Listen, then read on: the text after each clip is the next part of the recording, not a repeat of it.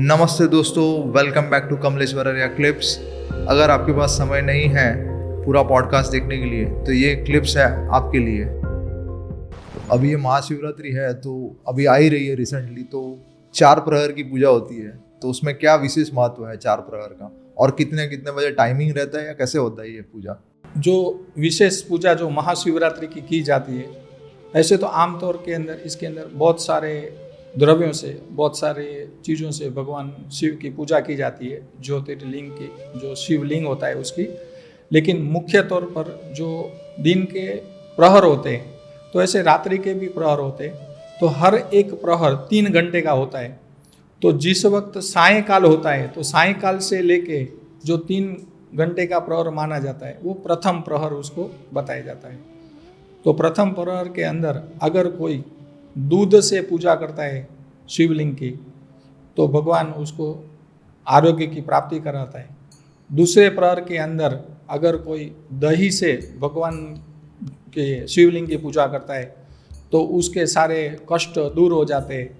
और इसके साथ तीसरे प्रहर के अंदर जो घी से भगवान की पूजा करता है, तो उसकी मनोकामना सभी भगवान पूर्ण करते हैं। और चौथे के अंदर मधु से, यानी शहद से जो भगवान की पूजा करता है, उसकी सारी आदि व्याधि उपाधि सभी दूर करते हैं। मुख्य तरह ये 4 प्रहर की पूजा है। और 4 प्रहर के अंदर मुख्य ये 4 विशेष वस्तुएं हैं जिनके द्वारा हम पूजा करें तो हमारी भगवान शिव स्वीकार करके हमारे सारे जो दुख है उसको दूर करते हैं। पहला प्रहर कहाँ से स्टार्ट होता है सर? जिस वक्त संध्या का समय होता है, तो हर प्रदेश के अंदर सूर्य उदय के ऊपर उसका गणित किया जाता है। तो जिस वक्त शाम ढलती है, वहाँ से प्रथम प्रहर की शुरुआत होती है। और प्रथम प्रहर से हम 3 घंटे का एक अप्रोक्सीमेटली टाइम पकड़ते हैं। तो 3 घंटे का प्रहर एक होता है। तो ये जो पूजा करते हैं वो 3:30 या 4 बजे जो पहली पूजा बोलते हैं, तो वो क्या होता है? और आप जो बोल रहे हो कुछ तो डिफरेंस लगा मुझे। जो 3:30-4 बजे की होती है वो आखिरी प्रहर की पूजा होती है। और आमतौर के भोर तक जो होता है वो चौथा प्रहर होता है।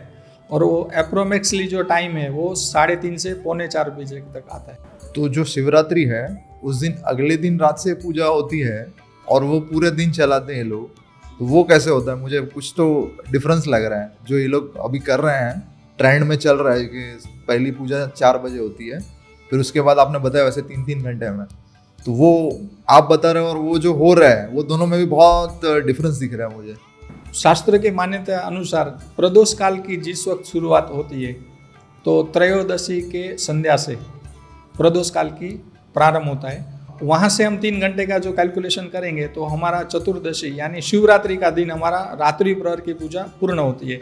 और फिर दिन के अंदर जो हम भक्ति भावना से पूजा करते हैं, वो भगवान की हम लोग आराधना करते हैं। लेकिन प्रहर की पूजा होती है वो रात्रि समय के अंदर उसको कहा जाता है। और निश्चित काल ऐसा भी उसको माना गया है। ये प्रदोष काल क्या होता है सर? अभी आप प्रदोष काल यानी त्रयोदशी के और चतुर्दशी के जो बीच जो होता है समय, उसको प्रदोष काल कहा जाता है। और वो हर महीने प्रदोष काल आता है।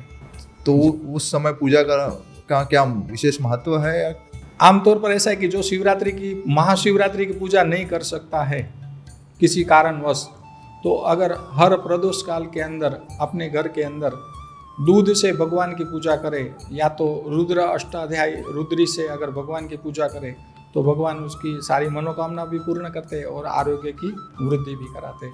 और आपको शायद पता होगा कि रावण जिसके पास अखंड लक्ष्मी थी, तो रावण खुद हर प्रदोष के दिन भगवान शिव की पूजा करता था।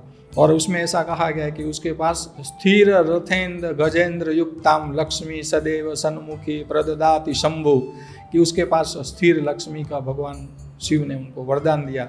जो हम तांडव स्तोत्र के आखिर के अंदर इसको सुनते हैं। और शुरुआत हम कैसे करते हैं कि जटाटवी गल जल प्रवह पावितस्थले गले व्यलंब लंबिता भुजंग तुंग मालिकाम डमट डमट डमट डमट निनादवट डमर वयम चकार चंड तांडवम तनोतु ना शिवो शिवम। और भगवान शिव की स्वयं रावण ने प्रदोष काल के अंदर पूजा की, जिसकी वजह से वो बहुत ही धनवान और सारे ग्रहों को अपने महल के अंदर उन्होंने कैद करके रखा था। ये यानी राज की बात है जी। मैं इसके लिए पूछा क्योंकि प्रदोष काल का काफ़ी डिस्कशन होता है, लेकिन कोई सही तरीके से बताता नहीं है। सही तरीके नहीं बता सकने का उसके पीछे का एक रीज़न ऐसा होता है कि हर जगह सूर्य उदय का जो टाइमिंग होता है वो अलग अलग होता है।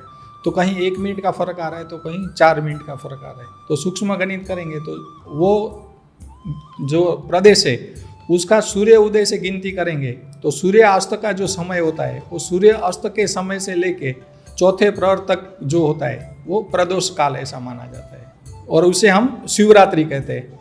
और फागुन कृष्ण चतुर्दशी के दिन जो हम पूजा करते हैं उसे हम महाशिवरात्रि कहते हैं। ये क्लिप आपको अच्छी लगी हो तो आप पूरा पॉडकास्ट देख सकते हो, लिंक इन डिस्क्रिप्शन, और लाइक और सब्सक्राइब जरूर करें।